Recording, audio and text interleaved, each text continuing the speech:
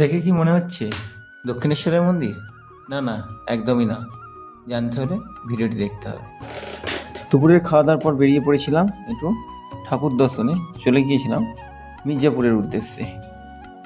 যাওয়ার পথে রেল লাইনে জামে কিছুক্ষণ আটকে তারপরেই পৌঁছে গিয়েছিলাম মন্দির প্রাঙ্গণে। গিয়ে দেখি আটপুর মঠের প্রধান অধ্যক্ষ মহাজনের উপস্থিতি। তারপর মায়ের দর্শন করে নিলাম। এই মন্দিরটি জগৎনগর আনন্দময়ী কালী মন্দির। দেখতে অনেকটা দক্ষিণেশ্বরে মা ভবতারিণী মন্দিরের ন্যায়। আগামীকাল মায়ের অন্নকূট, তার জন্য বিশাল আয়োজন।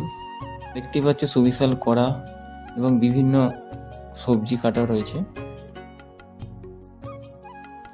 মা বোনেরা মায়ের ভোগ রান্নার প্রস্তুতিতে ব্যস্ত। আগামীকাল অন্নকূটে তোমরা কারা কারা যাচ্ছ অবশ্যই জানিও কমেন্ট বক্সে। আর যদি ভিডিওটি ভালো লাগে অবশ্যই একটা লাইক কমেন্ট শেয়ার করে দিও। আনন্দময়ী নাম